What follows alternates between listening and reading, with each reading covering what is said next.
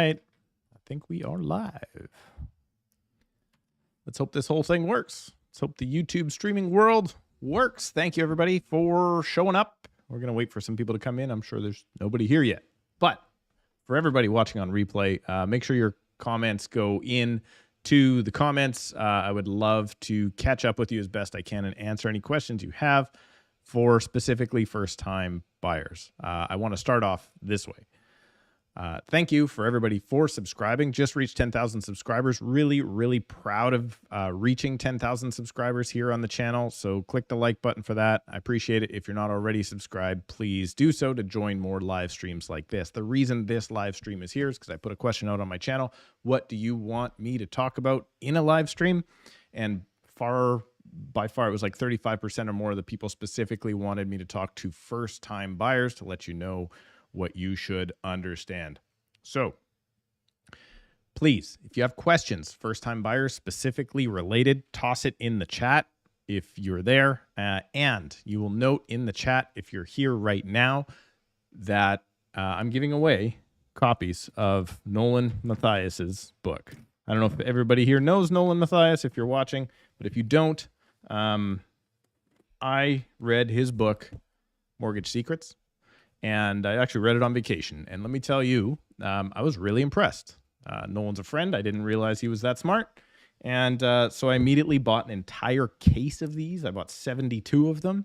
And they are going out to my clients because this is information that every Canadian mortgage holder, first-time buyer as well, should know. So if you click on the link that is tagged in the chat of this, I actually spilled coffee on 4 of these. You are going to get the 4 Steve Karrasch included coffee spill editions. All right. So you just apply down. I'm just going to pick 4 random names for people that fill out that form, and you're going to get one of these in the mail. Great, great, great information. So again, hey, Sook, you sound just like you do on the phone call. I spoke to Sook the other day.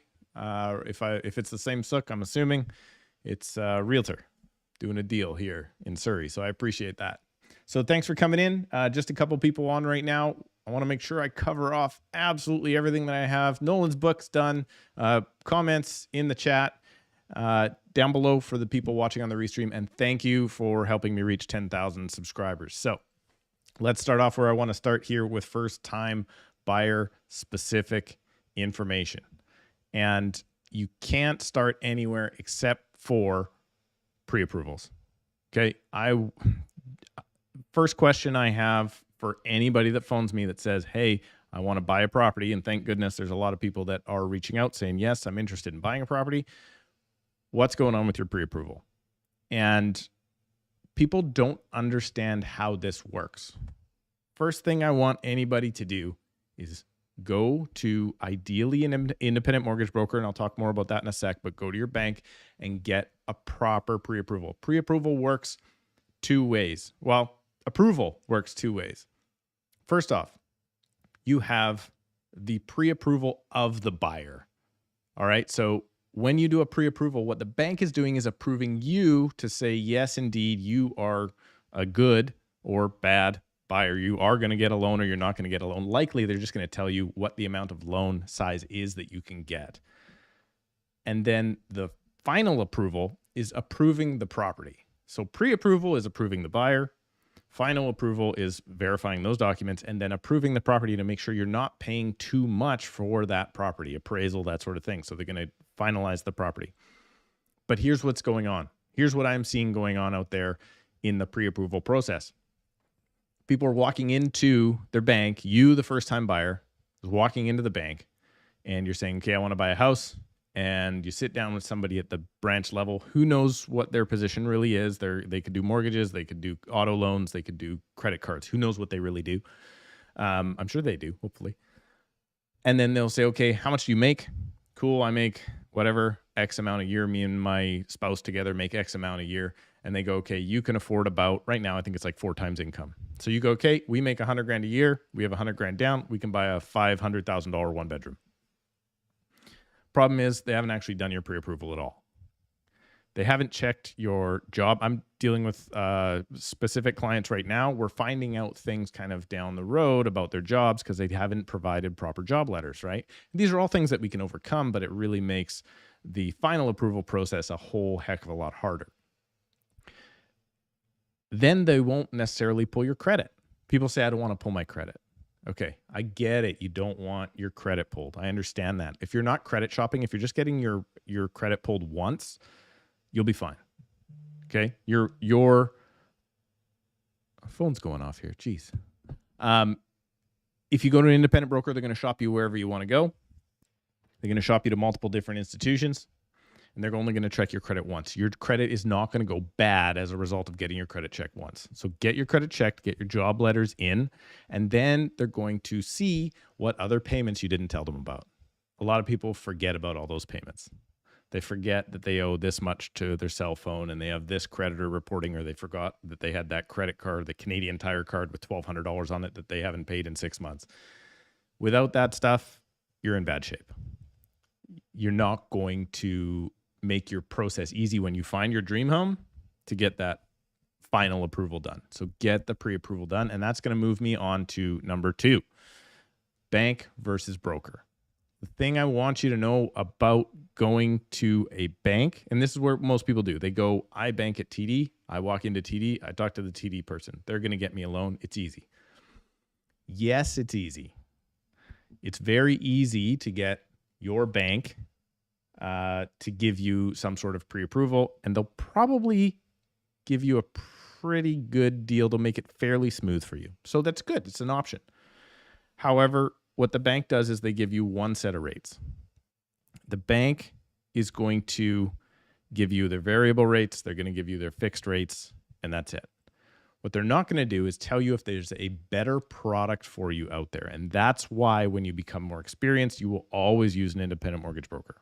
Now, that might get me in trouble with some of my friends. I have great friends that are mortgage specialists at RBC and BMO and wherever else, and they do great things for their clients. I understand that.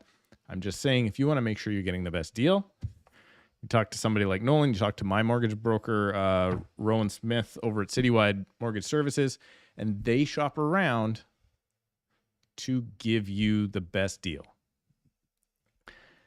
They don't have to charge. Well, if you walk into 3 different banks, say you walk into BMO, you walk into TD, you walk into RBC, they're going to check your credit once each time because you're shopping for yourself. So if you go to an independent broker, then they're going to check your credit once and then shop you to wherever they can. Now, they can't always bring you to all of the institutions. So that's something you want to know. So if you specifically say, I'm at BMO, I want a BMO loan, cool. Maybe you'll go to BMO. I can connect you with somebody there. Rebecca's the person I use at BMO. She's fantastic. But doesn't necessarily guarantee that you're going to end up getting the best rate. So I really want people to understand the difference between using an independent broker and where they can take you, because here's how I view it. Bias, totally biased. I'm commission sales. When you deal with an independent broker, they're not paid until you're happy. Same as me. I don't get paid until you sign on the dotted line, you buy the property. Independent brokers the same way. The person at the bank likely has some sort of other compensation package. So if they do get you to a higher rate and they're paid hourly, that actually looks good for them, if that makes sense to you. So they're getting paid regardless. And if they can pad their bonuses or their branch numbers by getting you a little bit higher, well, they're going to, by getting you to pay a little bit higher, they're going to look better to their bosses. So personally, that's why I think commission sales is best, because you're not committed to anything and that person doesn't get paid until you are happy. How to use your RRSPs to pay part of the down payment. That is a great question for a mortgage broker. I will touch on that briefly. There is a portion of your RRSPs that you can pull out. That is actually probably one of the number one savings plans that a lot of people do right now. They put money in their RRSPs. There's a downside to pulling money out of your RRSPs, and that means that you have to pay it back. So you've got a long time to pay it back, but you have to pay it back or you're going to get whacked with the tax. So you put the money in your RRSPs, you get the tax deferral. You pull the money out of your RRSPs, You don't have to pay tax on it if you use that money to buy a house. And then if you don't pay it back within a certain amount of time, you're going to get waxed with that, or hacked. You're going to get whacked. You're going to get smashed with that tax that you owe because that was a tax deferral account. So if it was up to me, now they didn't have this and it's only brand new and it's only $8,000 a year and it's only up to $40,000, but the brand new first home savings account, in my estimation, is a better place to put your money right now. So if it was me, I would be putting $8,000 a year if I could afford to do it, as much as possible. Get the tax savings, because it is a tax write-off, is my understanding. You can pull that money out, and now you don't have to pay that back. So if you're trying to buy a property, stop paying into your RSPs, pay into your first-time home buyer account first overall. Then let's talk a little bit about approval times. It's been really tough. I don't know if anybody wants to type this in and if they can get it in before I finish my thought here, but let me know how long you think it should take to get a pre-approval. What was the number that your bank told you that they can get your mortgage done in? Because we have had clients and will always continue to have clients that don't want to take our advice about which brokers to use, and they're losing properties because the bank doesn't get it done fast enough. I remember when I came out of my old industry into this industry, I actually sold my old boss a property. And he went to a credit union, which are right now some of the best rates, but notoriously really bad or really slow at approving deals, approving purchases. So he went in, he got one approved there, or he put in his pre-approval and his application and whatnot. And on the last day of subject removal, after he paid for his inspection, he still hadn't heard back, and he couldn't get a hold of the branch manager who was dealing with his file. So he actually ended up going into the branch, pulling out a chair from the waiting area, putting it in front of the manager's office, and waited until his door opened. He waited there for like 35 minutes. It was really awkward. He got it together, thankfully, but that's something you shouldn't have to do. If your bank is telling you 14 days for a final approval on a property, you need a new bank. Simple as that. If your deal is that hard to do, basically if they need 14 days to do an approval, they've done no work so far. And they're only going to do work if you bring them a live deal and they have the potential of making money. Otherwise, they're not interested in making money. Simple. You need a broker right now that says, I can do this in 5 business days, because you're probably not going to get more than 5 business days. Right now, I felt like the market is slowing dramatically. I felt like we could see prices start declining over the next little while. However, on the low end, where most of our buyers are first-time buyers, the market is still really hot. The market is really competitive. And yes, conditions are getting in. We're not having to go subject free. We're not having to do any of that stuff. But properties are selling, and properties are not going to, or sellers are not going to allow themselves to be tied up for 14 days, specifically not 14 business days. And that's actually the easiest way for me to tell if I have a offer come in from another agent and they say we need 14 days for conditions, I can tell that buyer is not qualified. They're no good. So if your broker's telling you anything more than 7 business days, ideally 5 business days, get a new broker. Who else do we got here? Anybody else? How to use your RRSP? RRSP questions. Hey, investments are liquid if you plan to use them. Yes, make sure I don't know, depends. What people don't understand about RSPs when they're using their RSPs for a down payment is RSP is just a type of savings account, and then it can be held in anything. It could be held in a GIC. So you have to make sure that money is liquid when you are ready to pull it out. So something to consider there as well. If you're just joining us now that there are actually people on this, I'm not talking to myself anymore, put your comments in the chat. The pinned comment in the chat, you can sign up right now. I will send you totally for free a copy of Nolan Mathias's Mortgage Secrets. I read this book and I learned a bunch even after being in the industry for more than 15 years. So I recommend taking a read for that. He actually, on page 59 of this book, actually does a quote of which I won't read you right now, but it talks about banks making you do their work for them and why he does not agree. Page 59, my favorite one, what not to do, it says. Anyway, I will send that out to people that are, is this investment advice? No, James, this is not investment advice. I'm not telling you where to put your RSPs. I'm telling you to invest them in real estate. Do I have all agents on this call? You guys should already know this stuff on this call. It's not a call, it's a stream. If I am porting, I have no choice but to stick with my current bank rate. Porting, yes. Porting means you're taking your current mortgage and moving it over to somebody else. It's not really a first-time buyer question, but I get it. The other thing that I found in this book that a lot of people, even I was just talking to somebody the other day that got caught up with a bona fide sale clause. Whatever you do, and here's another thing that actually would be good for first-time home buyers.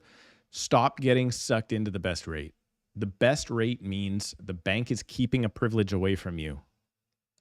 And therefore, if they are not giving you something because they're giving you a little bit lower rate. A bona fide sale clause actually cost someone I know a lot, but not now. It actually, when they moved to their next property, they were hooked to that mortgage, big penalty, all sorts of problems. And they were kind of screwed because they got the best rate 4 years ago. Something to consider. James, if everybody doesn't know James, I think he's a TikTok. Am I not on TikTok? James, are you a TikTok realtor? He lives near me. Anyway, he was on the Canadian Real Estate Show the other day. It was great. Okay, so that's pre-approvals, approvals. Don't always look for the best rate. Get a full featured mortgage. One thing I wish I knew was about mortgage penalties. Penalties are not easy to calculate. Nobody's going to tell you what they are. They are your current rate versus whatever the posted rate is and how much more you could be paying to the bank. So they are not good. And I'm going to say one more thing, variable, I guess, versus fixed. I don't think no matter what rates are doing ever, a first-time buyer should ever get a variable rate. Never, ever, ever, ever, ever. I never recommend it. The reason for that is a first-time buyer does not have the ability to deal with rates should they go up. So I don't think it's the right product for them. Even if it's more expensive to get the 5-year fixed rate, dramatically more expensive, even if it's a full % more, I think the first-time buyer should always lock in because at least now they know their payments. And a first-time buyer is likely doesn't have as much money to fall back on. I didn't get involved with my first variable rate mortgage until I was 13 years of owning real estate. That's when I locked into my first one. And I didn't even lock into I didn't even get into a full variable rate. I put half on fixed, which I'm glad I did now. And I put half on a variable HELOC, which is now at like almost 8%. So I'm super glad I got that 275 or whatever still on that other side. So always lock in. If you're a first-time buyer, I'm going to suggest, James, that this might be financial advice. Lock in. I say lock in. I've always said lock in. Even when rates were crazy, I always said lock in. If you haven't already, make sure to click the like button. There is more people watching this right now than there is likes clicked, so go ahead and click that. Let's get into my next topic. If you're a first-time buyer here in BC, you're going to want to know about agency. And agency here is different. No matter what your parents have told you, you're not just going to walk into an open house and buy that property with that agent anymore. The BC government has said, nah, not going to happen. The BC government wants the buyer to have their own agent. And they also want the seller to have their own agent. Now, you could opt into not having an agent at all, but you can't use the same agent. Super, super, super important. Most dads walk into an open house, put their thumbs through their belt loops, and then start thinking they're going to negotiate their own deal directly, and it's a no-go. It's much, I view it like this. It's very much like going to court, and after you're done getting prosecuted, because you're the defendant, you ask the prosecuting lawyer to defend you. Doesn't make sense. So the government here has said, no, everybody's going to have their own lawyer, or you could show up without a lawyer. You can represent yourself. However, you get absolutely nothing, and we got to read you a riot act of what you say can and be used. What am I trying to say? What you say can and will be used against you in a negotiation. So think about that. You want to secure your own agent early. And I know it's a tough topic to go over. It's something that a lot of people don't want to talk about. And usually it's the agents that don't want to talk about it. And that is having some sort of an agency agreement. What people don't realize about being a buyer is they think that they're just a buyer and this is their agent. And if they don't like their agent, I can just use another agent. It doesn't really work that way. If you're a smart buyer, what you do is you have a buyer agency agreement, and that outlines what your agent is going to do for you, because a lot of people complain about what their agents do for them or don't do for them. And it also outlines how long you're going to work with this agent, where you're going to work with this agent, and it also outlines exactly what your agent's going to get paid. And a lot of people think that the seller pays the agent, so don't worry about it. It's not true. It's not true at all. The reason that it's not true is, this is a question I have for almost everybody when we meet for the first time. I say, do you understand how we get paid as agents? Do you understand how agency works? They generally don't. They usually say the seller pays you, and that's true. The seller pays me through their agent. So the seller comes to an agreement with their agent. Their agent pays a portion of that to me. So the next question I ask after that is, okay, well, whose money does the seller pay me with? And they always go, well, it's my money. Exactly. So you're funding this whole transaction as the buyer, so you better know and you better have an agreement with your agent in advance how much they're going to get paid, or they may get paid way more than you think they are, or that you think they should, or they might be tempted to, which is totally illegal, by the way, they might be tempted to not show you low fee listings, which is illegal. But if you're not going to have the conversation and you're not going to put it in writing about what your agent's going to get paid, they may be tempted to do that. So something to consider.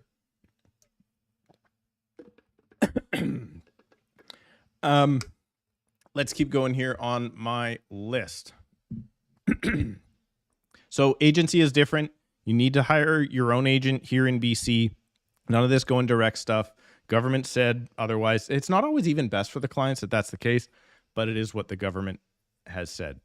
What I find, what irritates me with a lot of agents, I guess, excuse me, I kind of did this too when I bought my first property, but it was more old school back then, is the agent just took me out and showed me properties. You said you wanted a condo, here's some condos. We didn't sit down and have a proper full consultation. I didn't understand what I was looking at. I didn't understand my options. I didn't tell them really what I wanted, why I wanted to be in certain areas. Now, I loved my first property, but I really wish that that person would have gone more in depth about what was important to me. I think I probably would have still bought the same place. I think I actually wouldn't have had to fight them so much on the place I did want to buy, because they would have understood better about what's important to me. So sit down. If you're not having at least an hour-long conversation with your potential realtor about what it is you want, they have no idea. If they're not asking you questions about what you want, they're only showing you properties that they like, and maybe not ones that do well for you. Something to consider there as well. I'm going to take a quick moment before I get to the next one, because I'm doing this every couple minutes. If you want a copy of this book, enter to win one of, I have 4 copies that I spilt coffee on that are coming directly to you. Look at that. Authentic coffee stains. So go in the link in the chat right now, enter to win, and I will send you one. Maybe, if you win. I only have 4. Important stats I want you to know. Okay, so now you've picked your agent, you've got your pre-approval. It's all simple stuff. How the heck do you know what it is you want to buy? How do you know what it is you should be paying for what it is you want to buy? It's really tough to find out. So let me see if I can hop in here and show you a few things. Let's look at the stats here. So the first thing I always look at, and what I want you to know, is ideally months of inventory. Months of inventory is a consumption rate. consumption rate by the board is the sales to actives ratio. Now, when this number drops below about 30%, we get into balanced market territories. When it drops below 20%, we're going to get into buyer's market territory. So that's why you notice this spring when this jumped up from 15% in January when the market was not good to 21%, to then in March, April, May, it stayed above 30%. This means more than 1/3 of the homes are selling every single month. It's going to be a competitive market. In July, that tailed off. These new August numbers should hopefully be out soon, and we can tell where this is going. But right now, given what's happening in August, we are in a balanced market, meaning prices should stay flat. This is actually a problem for sellers right now because sellers are not wanting to sell for the same or maybe slightly less than their neighbors just did. And we're running into a lot of people presenting very good offers, and the sellers are saying, no, I want more money. And I think that's going to continue into the fall here. So consumption rate or months of inventory is the number one stat. Why do you think the market was so crazy in the end of 2021, beginning of 2022? Well, the consumption rate across the whole board was almost 100%. So that means almost every listing that came to the market was selling. Crazy. Should never be that high. Anything more than 1 out of every 3 listings is a very hot market. The next stat, excuse me, next stat you want to pay attention to is something called days on market, or DOM. How long does it take for a property to sell after it hits the market on average? And realistically, like for instance, you can see January of 2023 across the entire board, it took a month for a property to sell. That was a very bad market earlier this year. And you can see all of the beginning of last year actually started creeping up. So you could tell the market was going to get bad when DOM goes up, right? Prices will come down when DOM goes up. And that's why this now days on market is kind of laughable at the moment because it's 8. Last month, or in June, sorry, it was 8. So again, we were really hot. Started to go up, went up to 11. So when the average property, now this is median, there's also average. Look at this, average DOM is actually coming down, which is kind of crazy. But when this goes up, and I expect that it's going to go up again next month and that we're going to see this creep back up, again, it's going to show that the market is slowing. So when I'm dealing with a first-time buyer right now, my months of inventory is going up. My days on the market is going up. It means I don't have to worry about getting into bidding wars. If you're in bidding wars right now, outside of a couple of spots, I don't recommend bidding into those properties. Specifically if they're just going into some lunacy number. North Langley right now, mind you, if you're looking for a detached house in North Langley, Lord help you, there's nothing out there. So you do have to break those down into micro markets. But those two stats are extremely important. List to sale ratio is another one. They don't display it here great, but they do percentage of original price. And again, this is either average or median. The charts look very similar. So percentage of original list price means when the listing comes on, how much does it sell for? A normal amount is 96.5%, maybe a little bit more than that, maybe 97.5%. So if I list my property for $100,000, an average property is going to sell for probably 97.5. You'd expect a little bit off. Well, when the market gets hot, that goes up. In April 2021, the average property sold for almost 3% over the asking price. In February of 2022, almost 10% over the asking price. We are back in this spring to 100% of asking on average. So almost every property was selling, or not almost every property, I guess. The average property was selling at 100% of asking. Now that's come back again, showing a little bit of room in negotiation. But don't think that you're going to go into a $700,000 condo and offer $600,000. It's not going to happen. You're going to knock off probably 1%. You're probably going to get a $700,000 listed condo for $690,000 if you're lucky. And the reason for that is, one, it's either worth it or not worth it. If it's not worth it, it's not going to sell at all. The seller will take $690,000 probably if they're asking $699,000, for instance. But if they're not willing to take it and the buyers say it's not worth it, that's it. it's just going to sit on the market. So list to sale ratio, super, super important right now, just coming down off of 100%. If you wanted the best time in the last, well, let's see how many years we can go back here. The best time list to sale ratio to buy on this graph from 2013 was December of 2022 when nobody wanted to buy. So consider that. We've missed the bottom of the market. It is what it is. For the bottom of the market, click the like button. Get me a like on there. Let's go back. I haven't looked at this chat in a little bit. Oh, great. Robert was here. Fantastic. Robert, always a fun one. Sup, Steve? Beam is there. Good. I don't think there's any questions in there, so I'm going to keep going on with my rant. Excuse me. List to sale ratio. We did that. So those are the stats that I want you to think about. Months of inventory, list to sale ratio, days on market. Those are going to be the most important one for you as a first-time buyer. Now let's talk about actually going out and viewing properties. Let's talk about showing properties.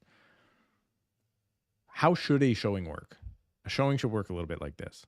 You say to your agent, hey, I like properties 1, 2, and 3. Your agent should be able to set you up to go see those properties. Ideally, if everything's perfect, you're not going into open houses without your agent.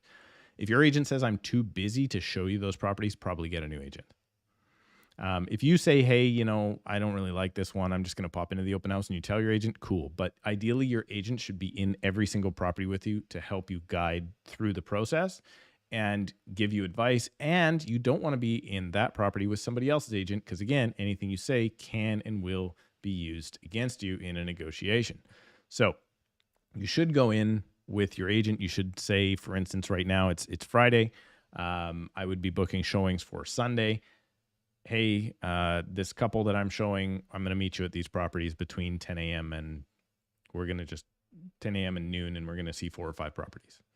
Then we go in, we get you access. Ideally, the seller is gone and we get free reign. The problem right now is obviously people listening, people watching, cameras, really small cameras, right? So it's really not as fun as it used to be, because we used to be able to go into properties and say, wow, this is beautiful. Do you like it? Do you not like it? Oh, this place stinks.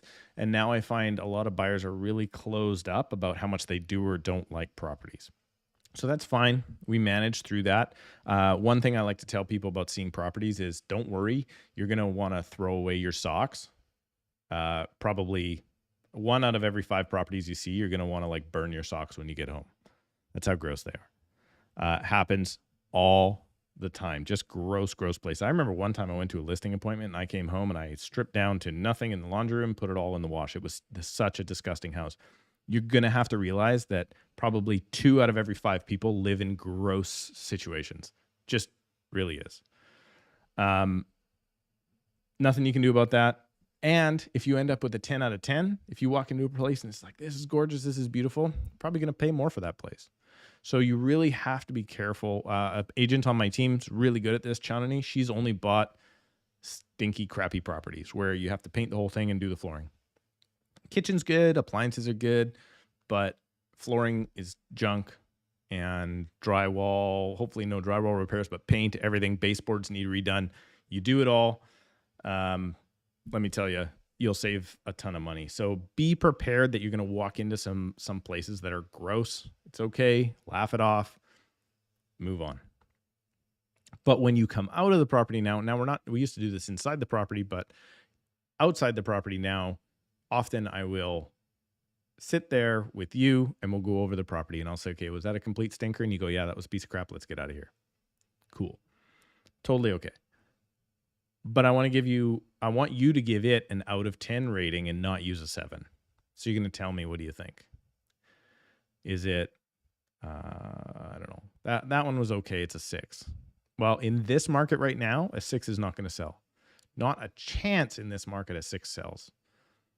The reason for that is we have 4.5 months of supply right now. So we've got lots to pick from.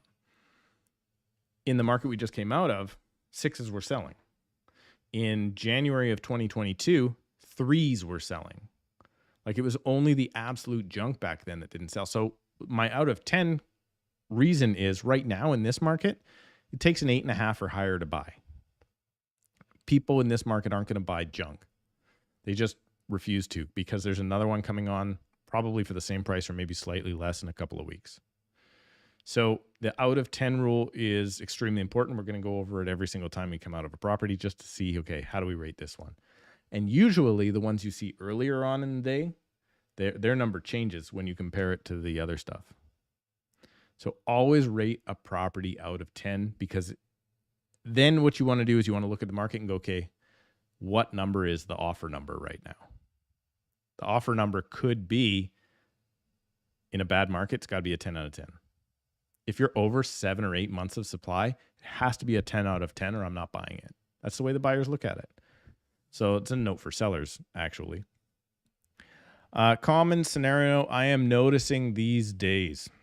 First-time home buyer have to put minimum 20% down because property has an MLD,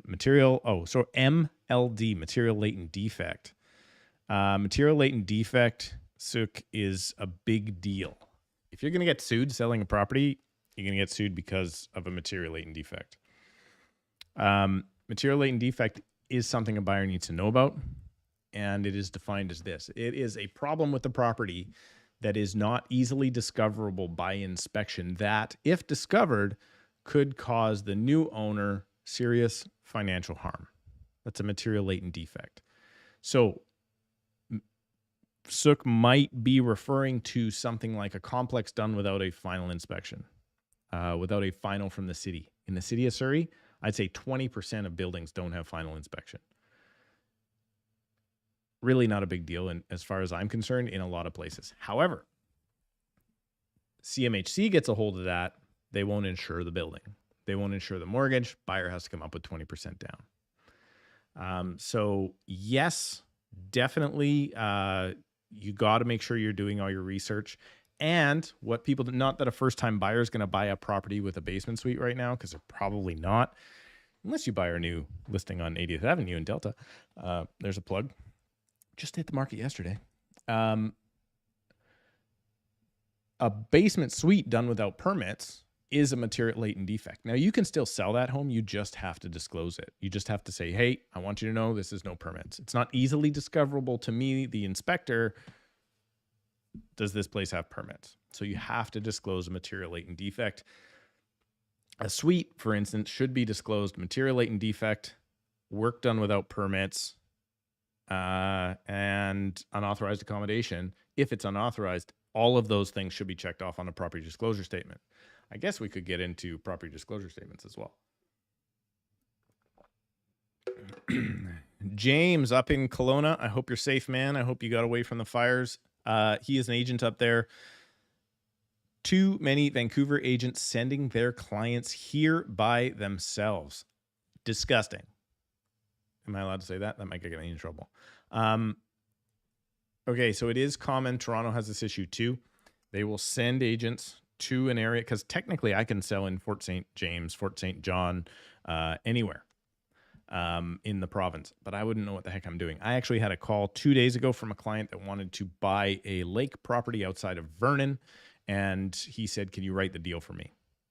If I was a desperate agent looking to do deals, I would have said, yeah, I can probably write the deal for you. I'll just look it up on MLS, write the contract, no big deal. It's not serving my client right. I have no idea about this place. I don't know where it is. I don't know the landscape. I don't know anything. So immediately referred that up to a very good friend of mine that's an agent in Vernon, because they know the area. Definitely work with an agent that knows your area, but I do think the neighborhood specialist is a marketing gimmick. I don't think it's reality. I don't think, for instance, I live in Cloverdale. You don't have to work with a Cloverdale agent to buy in Cloverdale. That's a misnomer. Anybody that works Surrey knows Cloverdale, right? It's kind of silly. I would go so far as to say, if I'm working Surrey, I know North Delta, I know Surrey, I know Langley. Like, I know these surrounding areas. I'm not going downtown Vancouver. It's just not for me, right? Doesn't do it. However, if I do have East Vancouver buyers, I do have someone on my team who grew up and knows East Vancouver. I personally, if you want to buy in East Vancouver, I'm not touching you. You would either be referred out to another client, or sorry, another agent, or I would get you in touch with Eric on my team that knows that area. That's how we rely on each other's specialties. Now let's talk a little bit about offer dates. As far as I'm concerned, a little bit of a problem. It's a positive and a negative. And the positive is two things. The biggest positive about an offer date is you know when you're going to be able to present your offer. So an offer or a property comes on the market, you're not looking at offers until noon on Monday. Cool. Now I'm not under any pressure. I can do my due diligence. I can go to the city. I can have maybe a home inspector come by Sunday morning, take a look at the property. I can do all of these steps. But generally speaking, the downside to an offer date is usually the agent or the seller or both have chosen to underprice the home. So in other words, we know like this was a real problem this last year in Fleetwood. You would get a Vancouver agent, out of area agent, come into Surrey. They would list a house that I know is worth 1.25 to 1.3. They would list it at $999. They would put an offer date on it in 10 days from now. They would end up with 55 offers, unconditional, sold, and they would get 1.2 to 1.3. I don't know why we're going through this rigmarole. Now, I do understand the offer date. Hey, this is going to be a busy property. We don't know exactly how much we're going to get. Let's list it sharp and then make sure everybody gets through. I get that. The 10-day thing makes no sense to me. Actually, I just had a buyer that got keys yesterday for their property that they ended up buying. Now, they were in a condo price range. They ended up buying a condo. He sent me a property in North Langley, and he says, hey, this is a 4-bed, 4-bath townhouse for $799. We want to go take a look. And I said, I just want you to know everything that is sold in that complex is sold for $930 or higher. And he's like, well, why are they listed at $799? Because they have an offer date and they're trying to do this marketing scheme. It's an acceptable way to do things. You just have to be weary as a buyer that you're looking at the list price thinking that you have a chance, as a first-time buyer specifically, you have a chance to get that property and you have no chance. Because if you're up to $800,000 pre-approval and this guy knows he's not going to accept anything less than $950, again, why are we doing this? Now, that's an offer date. Offers as they come is the old way of doing things. Offers as they come means offers as soon as you want to present them. So property hit the market. For instance, we had a listing hit the market on Wednesday. We had it shown last night. We got an offer at 8 p.m. last night. Owners are looking at that offer today. Simple. They're not holding offers. And we expect that we're very well priced. We're going to get activity. We're going to get offers. We know how we're positioned. But I then had a call today from an agent that wants to show that property tomorrow. I said, can you get in now? Because this might be gone. And if you hesitate, if you think all properties are going to go to offer dates and they're not going to offer dates, you're going to lose the good ones. Because the good properties that come on the market on day one are very likely sold on still day 1, day 2, day 3 when there are not offer dates. And we are in that situation right now. We are in a market where the good properties are selling first day and the overpriced properties are, or the ugly properties, don't even get me started with ugly properties, but they are 35 days on market and getting no offers. So offer dates should be mostly gone right now unless you're specifically trying to underprice things.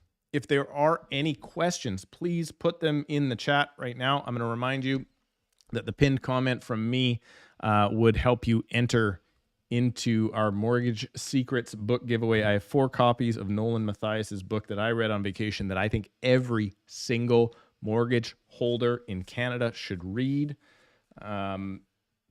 It's a really quick, easy read, like 2-3 page chapters at a time. And it will tell you a bunch of stuff that will save you a ton of money in the future. As I take a drink. Now let's talk a little bit about costs. The biggest sham in the first-time buyer world of cost savings is the first-time home buyer property transfer tax exemption here in BC.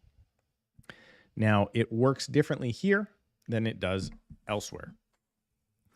In In Ontario, you get an exemption up to a certain amount. So if you go over that, you still get the exemption up to that certain amount.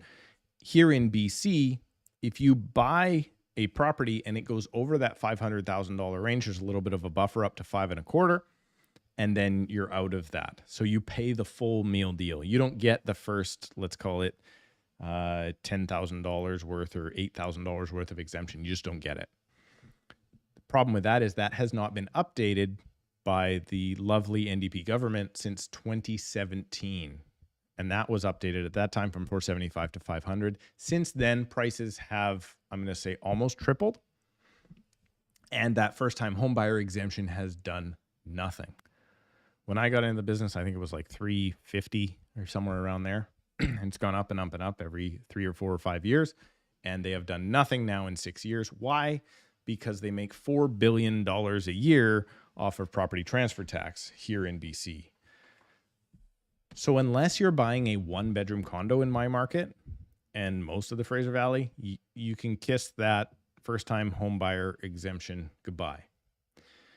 You can also kiss it goodbye if you're not living in the property for a year after you move in. So if you're trying to claim it and then rent it out, try and do some mortgage fraud and get a better rate and whatever, I have seen the government come back and charge back that first-time home buyer exemption to the person, to the buyer. I've seen it. Sneaky stuff. They shouldn't be doing it, but what are you going to do? The other thing is first-time home buyer exemption does not mean first home in Canada. First-time home buyer exemption means your first home anywhere. So if the government gets wind that you did own properties in the States or overseas and you claim the first-time home buyer exemption here, they will whack you again with the tax. They will send it to you on your tax bill, and you're going to owe the tax. So stop. Actually, I have a video coming out on my channel very soon about somebody trying to get around the foreign buyer tax and what happened to them. And it was not pretty. So keep that in mind. Other costs for a first-time home buyer. So you have the property. So let's talk about property transfer tax again real quick. The easy calculation on that is 2% minus $2,000. So up to 500 grand, you're fine. If you're a first-time home buyer, 0. Over 500 grand, 2% minus $2,000 up to $2 million. And then it starts increasing from there. $2 to $3 million. Not that a first-time buyer is buying a $3 million property, but then it's 3%. Over $3 million is like 5%. So it really starts ratcheting up. If you're a if you're a foreign buyer, it's actually 20% on top of that, which is nuts. But that 2% minus $2,000, that extra $2,000 left over, just toss that back in because you're going to need a lawyer or a notary to convey the title. So now that if you bought the property, you're going to convey the title from the seller into the buyer's name. A lawyer is going to do that. They're going to do all their checks and balances and everything for you. These days, $1,500 is not uncommon, probably more. Now, the difference is, can I do that with a lawyer? Can I do it with a notary? The answer is yes. But what's the difference between a lawyer and a notary? Lawyer and a notary is the lawyer can do the transaction for you and give you legal advice. Should the notary do the transaction for you and something goes wrong, good luck with the legal advice. They hand you your file and say, go get a lawyer. So for the extra savings of $100, $200, $300, full service law firm every single time.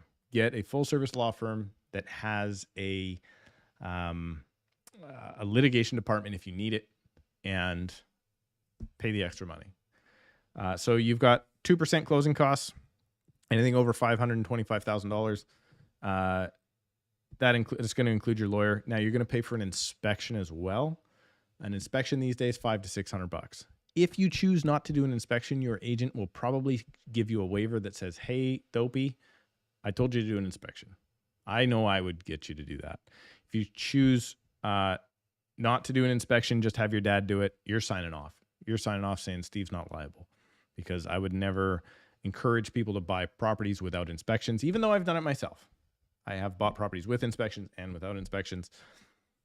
Inspection's a way better way to go. So set aside another few $100 for that. And then from there, there's really not a ton of costs you have to know about. Appraisals are usually taken care of by a good mortgage broker. Sometimes they're rolled into the actual mortgage itself after the fact. Lots of different things can happen there. GST is only applicable on brand new, so you don't have to worry about it. GST, most people, first-time home buyers, aren't buying brand new, so you don't have to worry about it. Little known fact, total side note, not for first-time home buyers, but any vacant land, GST also applies. Most people don't think that, but it is true. Then the big differentiating factor and the biggest expense is going to be your deposit, which forms part of down payment. So your deposit is the money that you pay when the deal firms up. So if you have no conditions, you're paying that very soon. If you do have conditions, you're paying that deposit when you remove those conditions here in BC. In Ontario, that's a different thing. In Ontario, you pay the deposit early on. Here, you pay it when the deal firms up. That's probably why so many deals fall apart here in BC, because there's no skin in the game yet. 1 in 5 deals falls apart in BC. So if you have 5 written offers, one of them's not going to get their financing or not have their inspection, or something's not going to go right. So let's say you're putting 5% down, or let's say you're putting 10% down. You're going to come with probably a 5% deposit. So if you're buying a $500,000 first-time condo, you're going to come with, say, a $25,000 deposit, and that's your deposit payable when you sign off. But you're not going to move in now for 60, 90 days maybe. Only on closing do you bring the rest of the cash, if that makes sense. So that's the other 5% forming your 10% down payment. So those are your biggest costs. Right now, you can still buy up to $500,000, 5% down, which I think most people should do. I know a lot of people disagree with me, but I think you should get into the cheapest property as fast as you possibly can, as early as 25 years old. And now the NDP has said, hey, you can rent it out if you want to move on. So that's great news for those guys. But you want to be in that property as young as you possibly can, because we all know time in the market beats timing the market. You can try and time the market all you want. You're going to lose. Be in the real estate market and hold real estate as long as you possibly can. That's the real wealth generator long term. Then we're going to get on to, okay, so that's kind of how the whole thing breaks down, but you want to make an offer. Let's talk about making an offer. There are 4 things you're going to want to worry about. The first one is clicking the like button right now, because there's a bunch of people on and not enough likes. So click the like button. The first thing is obviously price. Everybody's going to focus on price, but price is only one of the factors that matters, because often we will have deals not come together on dates. Subjects are too long for the dates. Closing is too long. Closing is too quick. So think about, if you're a first-time buyer, hopefully you're still living at home with mom and dad, and you can take whatever dates will get you the best price. But sometimes if you have needs to get into a property within 30 days, you may have to pay the seller more in order to move quicker. So dates are extremely important. Then size of the deposit. If you come with a $5,000 deposit, sellers are going to tell you to beat it. Don't even think about it. It's legal, but the seller won't take you seriously. So the size of your deposit matters, specifically if you're competing. If you're putting down 10% and you're competing, just make your deposit 10%, you're set. You're going to beat out everybody else's deposit. Your offer is going to look better. So now you've maybe beat people on price, but maybe you haven't. You've definitely beat them on dates. You've beat them on deposit. Your offer looks better without having a higher price. Something to consider. Sneaky Pete Vaporizers is here. Good supporter of the channel. I appreciate it. Over the years now. Hey, we're at 10K now. Did anybody tell you that? 10,000 subscribers. I appreciate it. I appreciate every one of you, except for the guys that put in crappy comments all the time. But hey, what are you going to do? They love what I'm doing here. They just don't know it yet. That's why they're back all the time. So now we've got those things figured out. We go ahead, we present your offer. any good real estate agent is going to present your offer if they can in a way that's going to get it accepted and over top of other people. I just dealt with multiple offers the other day and I was blown away and disgusted by how nonchalant, like I couldn't even get calls back.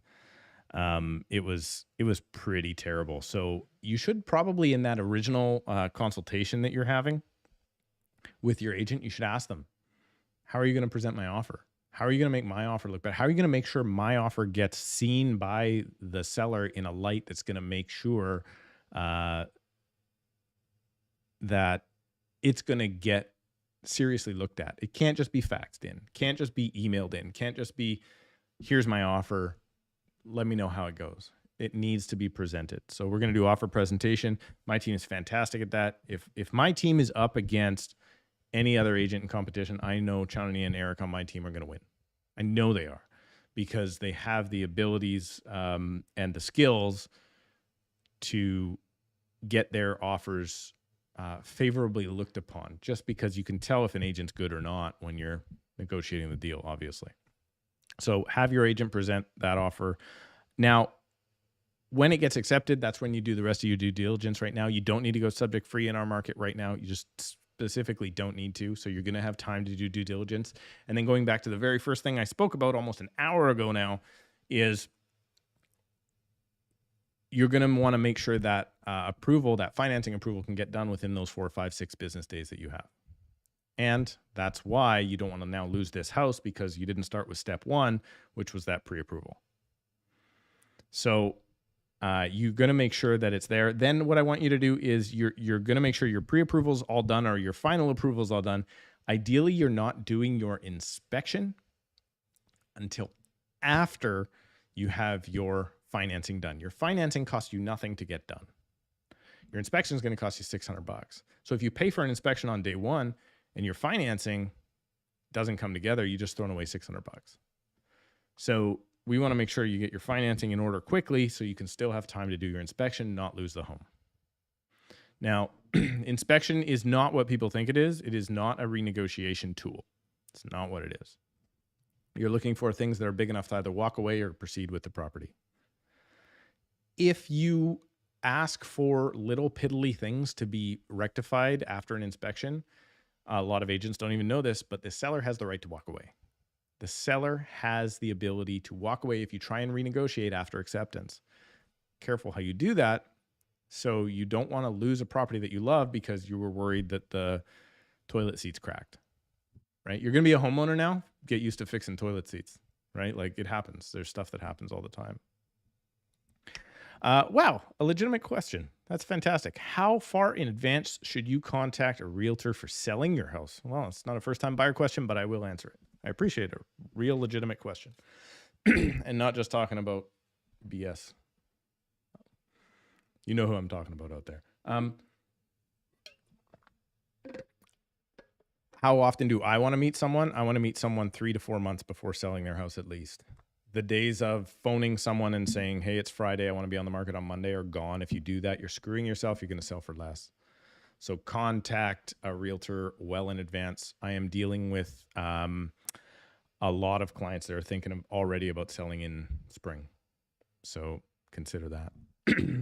Getting back to the first-time home buyer thing, I definitely... So now you've got the whole deal together. You've done your due diligence. You've got approval. You've got your inspection done. You want to proceed with the property. That's when you pay the deposit. That's when you sign off. That's when the sold sticker goes on. But you don't move in now till the completion and possession date. So that could be 30 days away. It could be 60 days away. 60 to 90 is normal. So then we have, here in BC, we have 2 dates. A lot of provinces don't have this, but we do. We have, we actually have 3 dates, adjustment date as well. But we have completion, possession, and adjustment. So possession and adjustment are usually the same day. Completion is earlier. Completion is the day you pay for the property. You don't own the property until, even though it's sold, you don't own the property until the completion date. That's the day you own the home. And then the possession day is the day you get the keys. It's often 3, 4, 5, 6 days later. So it's not like you're going to pay for the house and get the keys on the same day. So it's important that your house insurance that you're going to pay for is valid on the completion date. And then you're going to get the keys a couple days later. Congratulations, you're a homeowner. Start paying your mortgage. Interesting part about a mortgage people don't understand. A mortgage is actually paid after the fact. So if you're renting a property, you pay for the first, you pay for that month. If you have a mortgage, you move in on the first, you actually pay for that month on the 30th or the 31st. Interesting side note there. Do you happen to have a video or thoughts, pros and cons of rent to own for both sellers and first-time buyers? I don't have a video on it. I do have thoughts on it. Let me try and put this as nicely as I can. Rent to own, if you are the buyer, if you are the renter, you are getting screwed. Is that too harsh? I have never heard of a successful rent to own ever. And I have only ever heard of buyers losing a ton of money.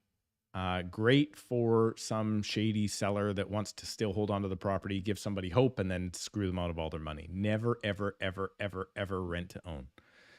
I don't know if that's clear enough for you, but I don't have a video on it. Maybe I should. I guess it's just never successful, so I don't really focus on that.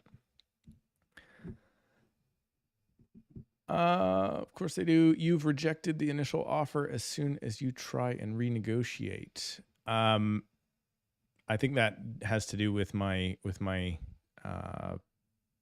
inspection. Yeah. So technically, as soon as you do try and renegotiate, now there's a lot of he said, she said. So if you try and renegotiate verbally, you're going to have trouble proving that. That would be tough. But what a lot of Vancouver, it is a Vancouver agent thing, is after the inspection, they'll just send you a list signed by the buyer of deficiencies. If you have a better offer in hand, as a seller at that point, that's your out. You can say, thank you for the renegotiation. We're out of here. We're moving on. And you can accept another offer. I would recommend, it's not quite as simple as that, but that's basically where it comes to.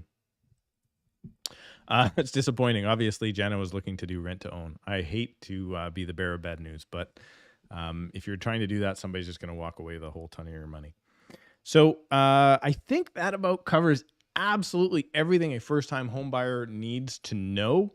I'm sure if there are other questions, I would love to stick around and answer them for a little bit. There's 33 people on here, 34 current viewers right now, and only 20 likes. So 14 of you are not doing your job. Go ahead and click that like button. I appreciate it. Thank you for joining our community here. Now over 10,000 subscribers. I really appreciate it. It means a heck of a lot. I didn't think anybody would ever want to sit here and listen to me talk, but you know, just sitting around on a Friday afternoon, having 35 people in the room is pretty cool. And just before I go, if you want to get some questions in there, do it quick.